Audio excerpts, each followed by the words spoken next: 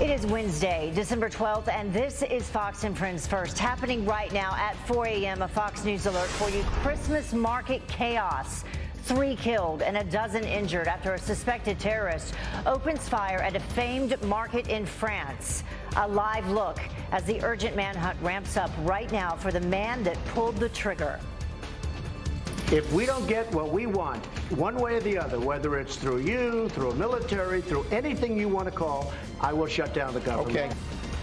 And battle over the border. President Trump taking the gloves off in an Oval Office clash with Democratic leaders. Did you see this one? The fight to fund the wall and keep the lights on in Washington. Plus, Google's CEO may have been the one in the hot seat, but it was someone else who stole the show. Fox and Friends First starts right now.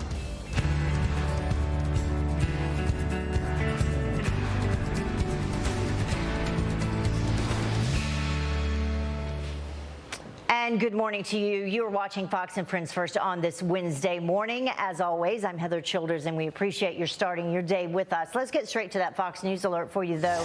A live look in Strasbourg, France. That is where an urgent manhunt for a suspected terrorist is intensifying right now. At least 3 people are dead, a dozen injured in this shooting that happened at this Christmas market. Mike Tobin is live for us here in studio as we learn some more about the suspect who was apparently on a security watch list. Good morning, Mike. Good morning, Heather. And French security forces are searching right now for that man they believe opened fire on civilians at the Christmas market in Strasbourg. That is on the eastern border near Germany, about 300 miles east of Paris. The suspected gunman, identified by the Reuters news agency as Sharif Shakat, 29 years old, he was already known to security forces as a possible terrorist threat. The police union says security services raided his home before the attack. Police found explosives during the raid, but the suspect got away. 3 people are now dead, 12 wounded. Of those wounded, 6 are in very serious condition.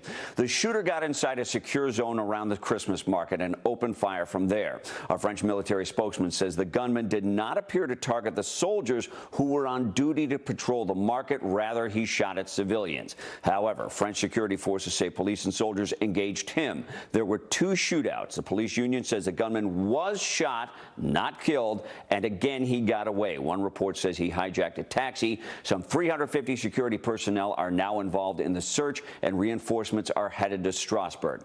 The city brands itself as the capital of Christmas and has been targeted before. In the year 2000, it was the center of an al-Qaeda plot. Without giving specifics about motive, the prosecutor's office says this attack is being investigated as a terrorist attack. Links between the suspected gunman and radical groups are being investigated. Now, while the suspect is on the run, the Interior Minister says France is raising its terror alert level to its highest level. Heather, back to you. All right, Mike Tobin, thank you very much. We know you've been following this all night. We appreciate it. You got it. Well, also breaking right now, Theresa May facing a critical no confidence vote that could remove her from office. The British Prime Minister speaking just moments ago, vowing to fight the vote with everything she's got. A change of leadership in the Conservative Party now will put our country's future at risk and create uncertainty when we can least afford it. A new leader wouldn't be in place by the 21st of January legal deadline, so a leadership election risks handing control of the Brexit negotiations to opposition MPs in Parliament. Well, Conservative Party leaders are expected to vote tonight in light of the Brexit delay. If May loses the vote by just a simple majority, she will have to step down. If she wins, she cannot be challenged for at least a year. 4 people are dead and 4 others injured when a gunman opens fire during Mass inside a church in Brazil. This attack happened in Campinas, that is northwest of Sao Paulo. Authorities say that the gunman walked into a cathedral, sat in a pew, and then stood up and started shooting. He then turned the gun on himself. Authorities say that he was a systems analyst with no criminal record. Police are investigating a motive. Overnight, the all clear given at Facebook's headquarters after the building was evacuated over a bomb threat. Several buildings on the tech giant's California campus were cleared out after the threat was reported to New York police. Authorities warned officers in California who found nothing suspicious. Well, let's switch gears to this story. The president threatening to shut down the government over border wall funding. His stern warning during an explosive meeting with Democrat leaders in the Oval Office. Griff Jenkins is live for us in Washington with what is at stake as the clock ticks down towards deadline day. Good morning, Griff. Boy, what a meeting it was. Good morning, Heather. Let's first point out that what we saw is traditionally known in Washington as a pool spray, a quick opportunity for power brokers sitting down for important, sometimes historic meetings. But in this case, the president and the top Democratic leaders were seeking to avoid a government shutdown. But what we got turned into a no-holds-barred brawl. 20 times you have called for, I will shut down the government if I don't get my wall. You know what I'll say? Yes. If we don't get what we want, one way or the other, whether it's through you, through a military, through anything you want to call, I will shut down the government. Okay. Now, this was all precipitated by a fundamental disagreement over funding for a border wall. The president wants $5 billion and not settling for less, while Democrats are offering $1.3 billion and not a dollar more. Afterwards, it appears neither are any closer to progress. If he sticks to his position for a $5 billion wall, he will get no wall and he will get a shutdown. This Trump shutdown, this temper tantrum that he seems to throw, will not get him his wall. And Nancy Pelosi, who is seeking her party's vote on another term as Speaker, reportedly later told fellow Democratic lawmakers in private that Trump's border wall was a quote-unquote manhood thing. However, the president had a different take on the meeting. Believe it or not, I think it was a very friendly meeting. You know, you saw the beginnings of it, but it actually worked out to be, I think, pretty good. White House Readout also saying that there was constructive dialogue. Lawmakers are on the Hill, Heather. I guess we'll find out what the next steps are. It's a little bit unclear. One thing's for sure, it doesn't look like they're going to be making a big negotiation announcement anytime soon. Yeah, I don't know. I think more cameras, more transparency. Not a bad thing. Thank you so much, Griff. Well, Senate Budget Committee member Lindsey Graham, he's calling out the hypocrisy behind the left's funding fight with the president, and he says that it's all because the Democrats want to see the president fail more than anything. And here's what's so hypocritical. In February of this year, 44 Democrats, including Schumer, voted for a bill that had $25 billion for a wall. In 2013, Schumer helped create a bill that I was part of that had $8 billion for a wall, $42 billion for securing the border in other ways. So they want Trump to lose more than they want the country to win. They voted for large amounts of money to secure the border before. They just don't want to do it for Trump. So the president is right. This liberal arrogance has to come to an end. This idea that the president needs to back down doesn't make sense to me. He needs to dig in and get the very Democrats who voted for $25 billion to give him $5 because we need the money now more than ever. Well, many see the president's shutdown threat as his final chance to get the wall built before Democrats take over the House, and that will happen in January. Much more on this coming up. Well, today, Michael Cohen will be sentenced for lying to Congress and breaking campaign finance rules. Trump's former personal lawyer, President Trump, I should say, has asked to walk free for cooperating in the Russia probe. Prosecutors say that he should face substantial jail time. In the meantime, former National Security Advisor Michael Flynn is asking for probation instead of jail time. He pleaded guilty to lying to the FBI about communication with a Russian ambassador. Special counsel Robert Mueller recommended Flynn get no jail time. Well, adult film actress Stormy Daniels must pay President Trump nearly $300,000 in legal fees, a judge ordering the reimbursement following her failed defamation lawsuit. Daniels sued the president over this tweet where he suggested that she was lying about being threatened to keep quiet about an alleged relationship. The president denies having an affair with Daniels. The suit was tossed out in October. Well, after more than 4 decades of service, Senator Orrin Hatch is saying goodbye. The Utah Republican will give his farewell address on the Senate floor today. He announced his retirement earlier this year after first being elected in 1976. This year's session is scheduled to end on Friday. And how about this? First Lady Melania Trump lifting spirits this Christmas. She just spent time with children at a Toys for Tots drive in Washington. As First Lady, I have made it my mission to shine a light on programs that provide more opportunities for children to succeed. Well, today, the First Lady will head to military bases to visit with service members and their families, thanking them for their sacrifices. And you can catch her tonight in an exclusive interview with our very own Sean Hannity. Well, the time now is about 10 minutes after the top of the hour. And battle over border. President Trump taking the gloves off, threatening to shut down the government if he does not get money for the border wall. But with just weeks until Democrats take control of the House, is this his last chance to get that funding? Well, our next.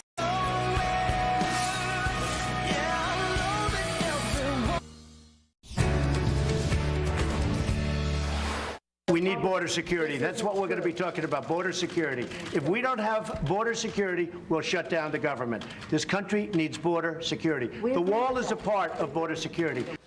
Well, the gloves were certainly off in the Oval Office. President Trump showing Democrats just how serious he is about a government shutdown if his $5 billion request for the border wall is not in the budget. And joining me now is the director of the California Women's Leadership Association, Ashley Hayek. Thank you very much for joining us. We appreciate it.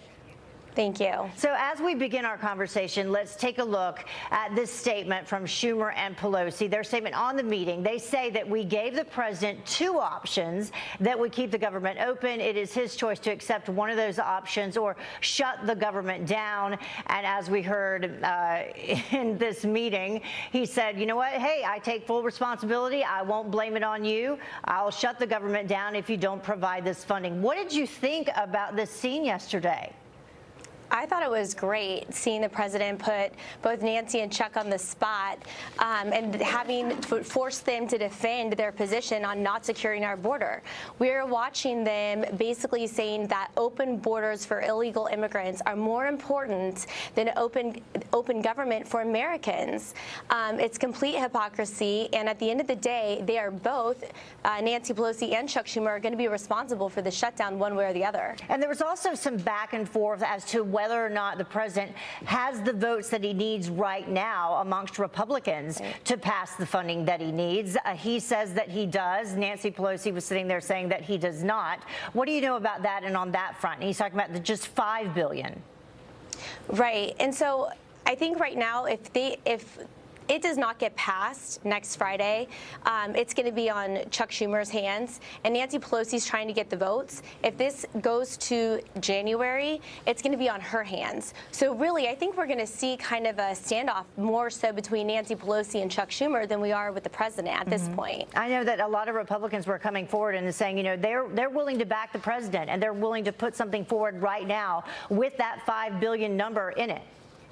Well, and $5 billion is 1/10 of 1% of the budget. And you think about all of the waste in government, and this is something that has proven effect. It keeps our country safe. It keeps this is just a very common sense solution to a major problem that we have. And I think that we're going to see that the Republicans are going to completely back the president on this. He shouldn't back down. And it's going to be interesting to see how this all plays out between both Nancy and Chuck. And there's some new legislation that's being introduced. Tell our viewers about that, the Wall Act. The Wall Act is actually $25 billion. They are coming forth with this, and it would include both the wall, it would include border checkpoints, technology, security. So quite frankly, at this point in time, it's a better deal for both Nancy Pelosi and Chuck Schumer to go forth with the $5 billion than $25 billion. Yeah, and that also would close some loopholes, including welfare and food stamps and tax credits to undocumented immigrants. It would also, as you mentioned, fully fund the wall. Absolutely. Yeah. All right. Ashley, thank you so much for joining us. We appreciate it. Thank you. Well, the time now is about 17 minutes after the top of the hour. And in the hot seat, Google's CEO. Did you see this grilled on Capitol Hill?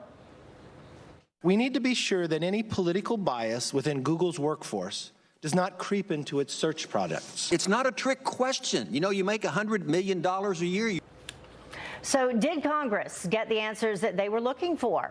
And Oprah already has her own TV network, book club, and line of food products.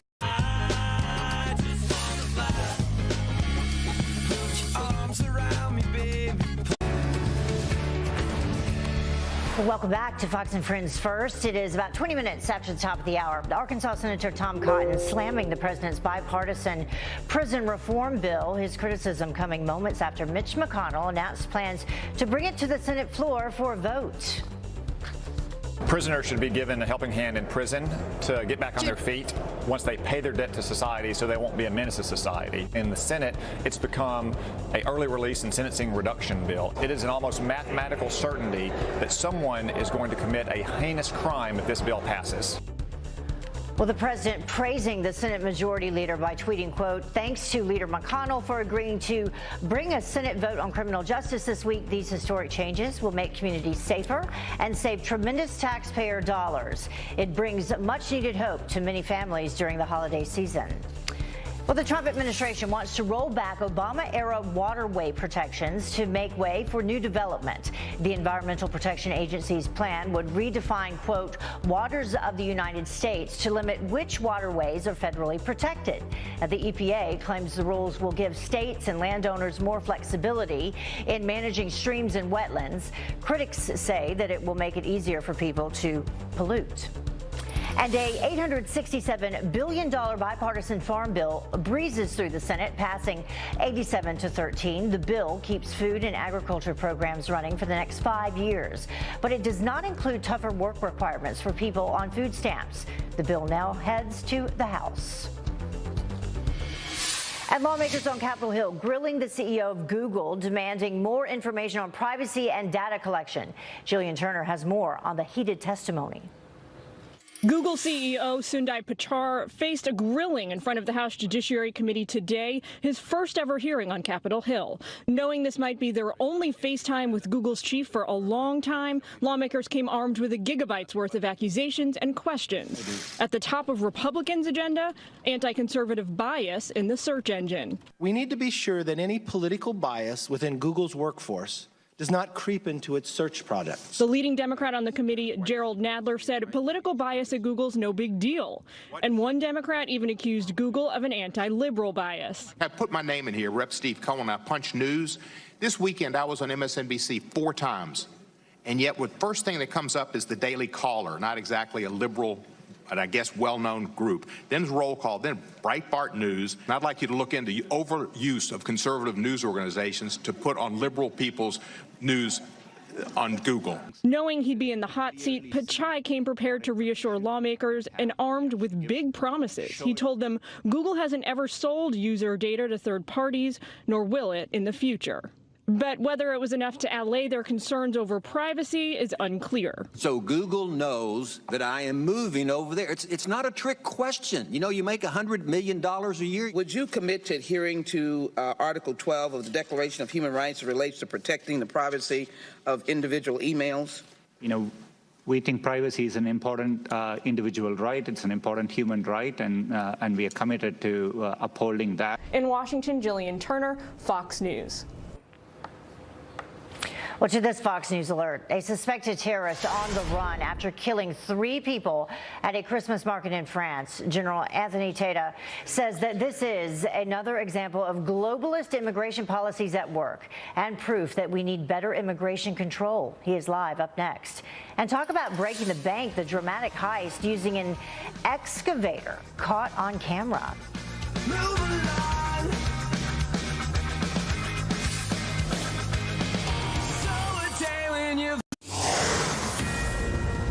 Welcome back. You're watching Fox and Friends First. This Fox News alert for you. An urgent manhunt underway right now for a suspected terrorist in France. Authorities say that a gunman opened fire, killing at least 3 people and injuring a dozen others. This happened at a busy Christmas market in Strasbourg. The suspected gunman, identified by Reuters as Sharif Chakat. He was already known to authorities and he was on their watch list. He was shot during a shootout with police, but reportedly hijacked a taxi and he got away. Here to weigh in is former Deputy Commanding General of U.S. Forces in Afghanistan, General Anthony Tata. Thank you very much for joining us. We certainly appreciate having you with us. Thank you, Heather. So let's get your response right away to the situation going on there in Strasbourg. Well, Strasbourg is the capital of Christmas. Anyone who's been in that area of Europe knows that since 1570, this is the annual celebration for Strasbourg. It is the area that for people from all over Europe come to celebrate Christmas, and it's got a great tradition. And when you look at the immigration policies that have been happening and the extreme Muslim influence that has crept all throughout Europe and disrupted the societies there, this conflict, and you're not going to hear it in the mainstream media at all, but this Strasbourg area has been attacked before, and you're not hearing him being radical Islam. You're hearing him being called a radical, but it will come out sooner or later that he's radical Islam and has attacked the Christmas market because it's a center of Christianity in the area. And frankly, Heather, this immigration policy of France and all of Europe, with all the refugees that they've allowed in, millions that they've allowed in, have disrupted societies all throughout Europe, and it's not a good thing, and they got to get control of it. I know that you and I have talked about it before when incidents like this have happened in Europe. Globalism and immigration policies not working, and lessons that we should learn before it happens here. That's right. This is globalism. It's a high-minded concept for academics, but when you get on the ground, when you've got border police and you've got customs officials that have to enforce the policies, weak policies, just the same thing happening on our border. When you look at what the ICE folks have to deal with, it's overwhelming, and there is intent to harm Western society by Islam, and we have to accept that, and it's a truism that has to be built into policy so that we can strengthen our borders all over the Western world so that we can maintain our freedoms and liberties and our capitalism. And you mentioned that more will come out about this, but we do know, in the report that we had at the top of the show, that this terrorist apparently was known to authorities. That's right. That's right. He was known. He was on the equivalent of the FBI watch list in France, and he was being watched. And he had been attempted to be arrested before, and he comes in and he breaches the border, the area that they had roped off for the Christmas market, where there are thousands of people that come there every year to the capital of Christmas. And it's a terrible thing that's happened, and it's systemic, though, in Europe. When you look at France, 30 terrorist attacks since 2000, just this century, over 80% of them have been Islamic extremists that are a result of the lax border and immigration laws and rules. And speaking of border walls and immigration rules, President Trump yesterday, obviously that was front and center when you take a look at the meeting that happened publicly with Nancy Pelosi and Chuck Schumer. He was going on the defense. He said, you know what, one way or the other, we're going to pay for this wall. And he said that he would get the military and the Pentagon to pay for it. Well, I can think of nothing more central to our security, Heather, is that controlling our borders. It is a maxim of every nation state that you have to control who comes in, who is allowed to become a citizen. There are responsibilities with citizenship, and you just can't come in here illegally and expect to be taken care of. But people do, and they are, and so that's what President Trump is trying to get control of. And so we're very good with the military at disrupting plots overseas, fighting the enemy on their 5-yard line. Where we're not so great is fighting the enemy on our 5-yard line. And we don't want to be fighting them all the time on our 5-yard line, but we have to have a goal line defense. And that goal line defense, so to speak, now since it's football season, is the border wall and is along the Mexican border and the Canadian border. Yeah, I mean, it impacts everyone, and why that's one of the reasons I think that it was a good idea to bring those cameras in yesterday and let everybody know what's being said from all sides, because it does impact everyone. That's right. And when you hear, Pelosi and Schumer talk about, well, we want border security, but they're not specific about it, and they have no real plan. And the president has a plan, and he intends to build the wall, and using DOD, using our engineers, using our resources to do that, particularly since we've scaled down operations overseas, would be, in my opinion, a wise use of the military and its budget. All right, General Tata, thank you so much for joining us. We appreciate it today. Thank you. Thank you, Heather. Well, some other headlines briefly. Police releasing the last known video, look at this, of a missing mother. Surveillance shows Kelsey Bertha walking into a Colorado supermarket with her baby daughter on Thanksgiving. And that is the same day she disappeared. Her phone was pinged a few days later in Idaho. Police have not identified any suspects. Her family and fiance say that it is not likely Kelsey just vanished. Well, today, Defense Secretary James Mattis and Secretary of State Mike Pompeo set to brief lawmakers on the murder of Saudi journalist Jamal Khashoggi. CIA Director Gina Haspel also expected to be there, but sources tell Fox News that she will be discussing a different subject. This as the Senate is expected to vote on a resolution today calling on the U.S. to stop backing Saudi forces in Yemen's civil war. Secretary Pompeo will join us live this morning at 7:30 on Fox and Friends. Well, today, doctors will reveal some more information on the suspected Cuban embassy sonic attacks on American diplomats. Do you remember that? Well, experts previously had said that a neuro weapon may have been used that would create air bubbles in the inner ear, causing symptoms that resemble a stroke. Starting in 2016, dozens of Americans working at the embassy started getting sick from a mysterious illness. Cuba still denying any involvement. And an explosive report points to Chinese hackers behind that massive breach at Marriott Hotels. The New York Times reporting that the hackers are suspected of working for a Chinese spy agency. The breach exposed personal information of 500 million guests. Government officials tell the Times that the U.S. Department of Justice is preparing to indict the hackers. And a homeless camp sanctioned by a city is put on hold on its first day. A judge granting a temporary restraining order after about 70 people set up tents inside a parking lot in Olympia, Washington. Businesses filed a lawsuit to shut it down, saying that the city was not allowing or not following its own rules. This is not a final decision. A hearing is set for later this month, and we'll let you know what happens. And Dale Earnhardt Jr. is returning to the track. Well, sort of. The racing legend will drive the pace car at the Daytona 500 in February. He will be behind the wheel of a Chevy Silverado, marking the first time that a pickup truck will be used as the pace car. The two-time Daytona 500 champ retired after the 2017 season. So it's a pace truck, not a pace car. The time now is about 20 minutes until the top of the hour. And an effort to spruce up a popular new New York City tunnel ends up driving people crazy. The festive failure officials would like to forget. And Google CEO may have been in the hot seat on Capitol Hill, but did you see this? Look there. The Monopoly man actually stole the show. Carly Shimkus here with both of those stories.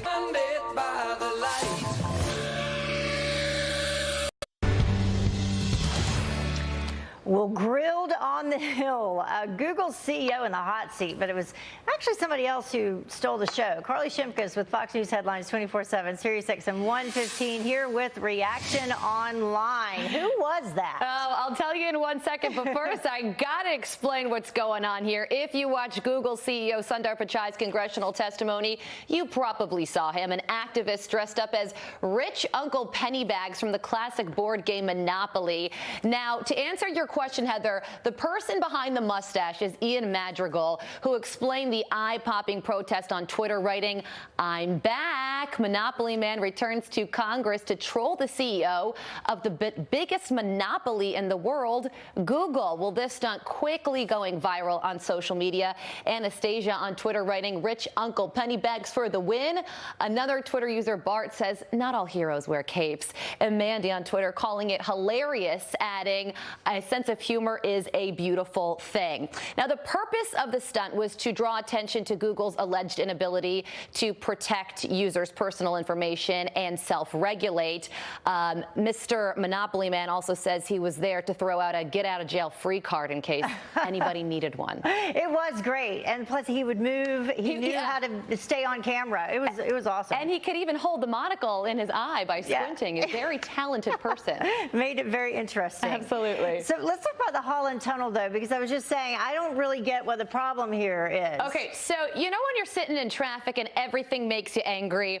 I think that might be the explanation to this next story. New Jersey passengers are all fired up over the Holland Tunnel's Christmas decorations. Hundreds of people say they think the Christmas tree over the N should really be over the A so that it fits a little bit better. Now, one person so angry about this, he even started a petition to change it. Watch. It's an OCD nightmare. It's not right. It wasn't right 10 years ago. It wasn't right 2 years ago. It's certainly not right this year. And this year, we're taking a stand. You go get them. So over 600 people have signed his petition to change the decorations. One person saying, I must unsee this. This is going to bug me until the new year. Port Authority says they understand where people are coming from. Who knows if they're going to change it, though? It kind of depends on what your OCD is, because the way it's set up, it looks like it's in the middle. I agree with you, Heather. I think they put it over the end to make it even. Right, exactly. It would bug me if it was closer to the O, because then it would be all. Our OCD is in sync. I hear you. Yes, exactly. Exactly so right. Let's go to this hazardous pothole in Pennsylvania. Okay, real quick to end on a high note. One Pennsylvania town found a very festive way to fix their pothole problem. Put a Christmas tree in it. So one resident says he was so upset about looking at this growing pothole in front of his house. He got out a Christmas tree, put it in the pothole. The town finally got the idea and put a metal slab over the pothole. So getting things done and doing it in style as well. And an entirely different hazard going on there. Yeah, exactly. But at maybe least an even bigger one. Thank you so much, Carly. Thanks, appreciate it. Well, a Fox News alert for you now. Breaking overnight, a no confidence vote expected today that could oust British Prime Minister Theresa May from office. What does this mean for the UK's split from the European